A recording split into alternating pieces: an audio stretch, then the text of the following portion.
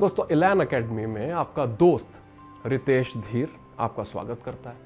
Class 10th की geography के 6th chapter manufacturing industries को हम कवर कर रहे हैं। पिछले वीडियोस में हमने कवर किया था कि इंडस्ट्रियां कैसे अलग अलग ढंग से क्लासिफाई की जाती हैं। आज के इस वीडियो में हम एग्रो इंडस्ट्रीज के बारे में जानेंगे और खासकर कॉटन टेक्सटाइल इंडस्ट्री के बारे में।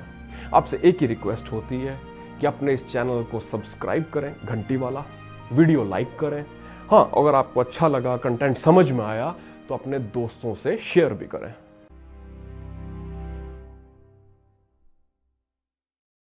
दोस्तों एग्रो बेस्ड इंडस्ट्रीज की बात करते हैं। जैसा आपको बताया, ये वे इंडस्ट्रियां हैं जिनमें कच्चा माल खेती से आता है। इनमें cotton, jute, silk, woollen textile, चीनी और तेल मिल आती हैं। टेक्सटाइल इंडस्ट्रीज की बात करते हैं। इसकी भारत की इकोनॉमी में एक बड़ी ही खास जगह है, क्योंकि यह इंडस्ट्री इंडस्ट्रियल प्रोडक्शन में, रोजगार पैदा करने में और फॉरेन के डॉलर लाने में काफी कंट्रीब्यूट करती है।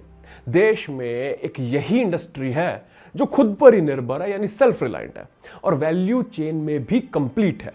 यानी कि इंडस्ट्री भारत में ही कच्चे माल से काफी महंगा प्रोडक्ट तैयार कर देती है। कच्चा माल भी यहीं मिलता है और महंगा प्रोडक्ट भी यहीं तैयार होता है।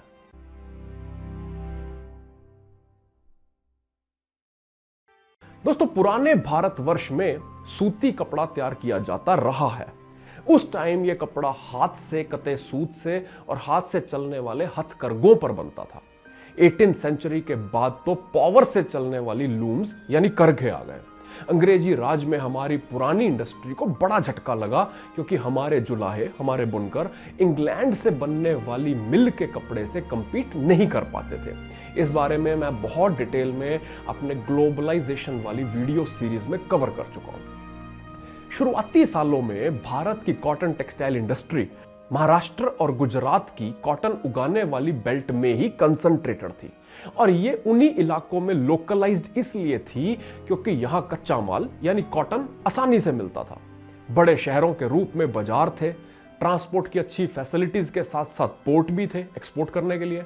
आसपास से लेबर भी काफी बढ़िया मिल जाती थी, नमी वाला तापमान था। सारे फैक्टर इन इंडस्ट्रियों के पनपने में फायदेमंद थे। दोस्तों इस इंडस्ट्री का खेती से बड़ा ही क्लोज रिश्ता है, और यह कितने ही खेती से जुड़े लोगों को रोजगार देती है। जैसे किसान और कपास के फूल तोड़ने वालों को, जैसे मिल में वर्करों को जो जिनिंग में लगे हुए हैं, स्पिनिंग में लगे हैं, वीविंग में, डाइंग में, डिजाइनिंग में, पैकेजिंग में, टेलरिंग में और सिलाई में लगे हुए हैं।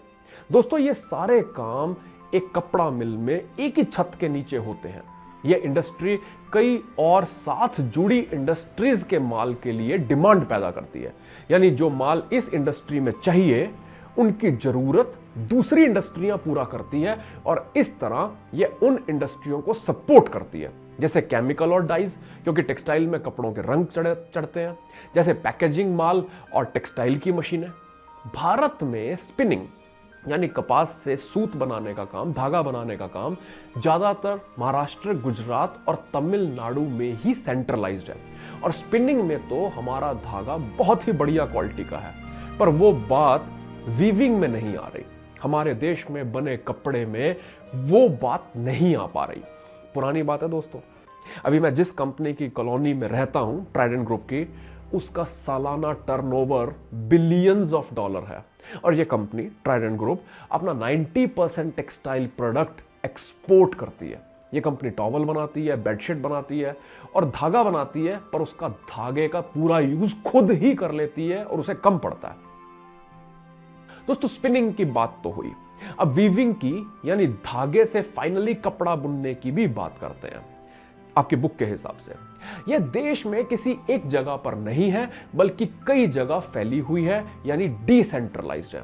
और इसी वजह से भारत के रिवाजी ट्रेडिशनल कारीगरी इसमें काफी होती है, और हो सकती है जैसे जरी का काम, कशीदाकारी का काम। जैसे बताया बुक के हिसाब से अच्छी वीविंग ना होने से लो क्वालिटी का फैब्रिक बनता है, क्योंकि देश में अच्छे क्वालिटी के यार्न का इस्तेमाल नहीं होता। देश में वीविंग हथकरघे से, पावर लूम से और मिलों में होती है। कॉटेज इंडस्ट्री यानी गृह उद्योग के रूप में हाथ से बने हुए कई बुनकरों को रोजगार देती है। भारत से कच्चा धागा जापान जाता है और कॉटन का माल America, England, Russia, France, eastern Europe के देशों में, नेपाल, सिंगापुर, श्रीलंका और अफ्रीकन देशों में भी काफी एक्सपोर्ट होता है। दुनिया में होने वाले सूती धागे में हमारा काफी बड़ा हिस्सा है।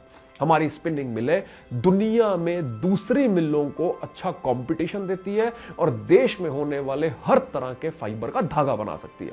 पर जो वीविंग मिले हैं, बुनाई की निटिंग मिले हैं और जो प्रोसेसिंग की मिले हैं, वो देश के बने हाई क्वालिटी धागे का इस्तेमाल नहीं कर पाती, ऐसा आपकी बुक कहती है।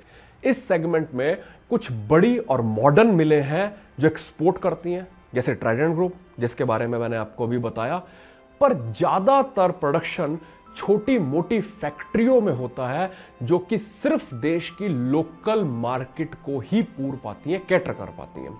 और यह मिसमैच इस इंडस्ट्री के लिए घाटे का सौदा है।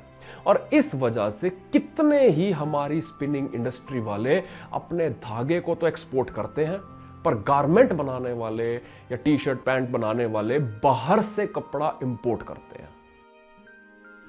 जबकि हमने अच्छी क्वालिटी की लंबे रेशे वाली कपास की प्रोडक्शन काफी बढ़ा ली है, पर इसके बावजूद हमें इंपोर्ट फिर भी करना पड़ता है। कहीं कहीं देश में बिजली पूरी नहीं मिलती, फैक्ट्री चलाने के लिए वीविंग और प्रोसेसिंग में महंगी इंपोर्टेड मशीनें लगाने की जरूरत है। लेबर से नए मॉडर्न मैनेजमेंट के तरीकों से काम लेकर उनकी प्रोडक्टिविटी बढ़ानी पड़ेगी, यानी अभी उनकी प्रोडक्टिविटी कम है, जितना काम चाहिए उतना करते नहीं। और सिंथेटिक फाइबर से इस इंडस्ट्री को बहुत ज्यादा कंपटीशन है। अब मैं आपको देश में कॉटन इंडस्ट्री कहां कहां है यह दिखाता हूं। शुरू करेंगे गुजरात से। गुजरात के एक्सट्रीम कॉर्नर में पोरबंदर, जहां गांधी जी का जन्म हुआ। उनके पिताजी राजकोट के दीवान थे, तो राजकोट बगल में ही है। थोड़ा सा राइट में और नीचे की साइड बड़ौदा, और नीचे सूरत। अब महाराष्ट्र चलते हैं, उसकी कैपिटल मुंबई। थोड़ा सा नीचे राइट साइड में पुणे, और फिर राइट में थोड़ा सा ऊपर औरंगाबाद, उसके ऊपर जलगांव, और बिल्कुल राइट में महाराष्ट्र में नागपुर के पास वर्धा। अब एमपी में आ जाते हैं, यहां उज्जैन, देवास, इंदौर, तीनों बिल्कुल बगल में 3 डॉट्स, और बुधनी भोपाल के पास। अब तमिलनाडु चलते हैं, चेन्नई वहां की कैपिटल। दूसरा बड़ा शहर तमिलनाडु का कोयम्बटूर, जहां आईएनएस अग्रानी है, लीडरशिप स्कूल, और मदुरई सबसे नीचे रामेश्वरम के पास। अब यहां से वेस्ट बंगाल चलते हैं। वेस्ट बंगाल में भी नीचे से शुरू करेंगे, हुगली, थोड़ा सा ऊपर सटा हुआ हावड़ा उसके पास ही, और बॉर्डर के पास, बांग्लादेश बॉर्डर के पास मुर्शिदाबाद। बच गया यूपी। यूपी में कानपुर, आगरा, मुरादाबाद। दोस्तों 4 वीडियो बना दिए मैंने, ना तो कमेंट आ रहे हैं और ना ही लाइक्स। अगर पसंद नहीं आ रहे बंद कर देता हूं। अगले कोर्स में मिलेंगे एग्रो सीरीज में ही जूट इंडस्ट्री और चीन इंडस्ट्री को कवर करते हुए। मिलते हैं नेक्स्ट यानी 5वें वीडियो में।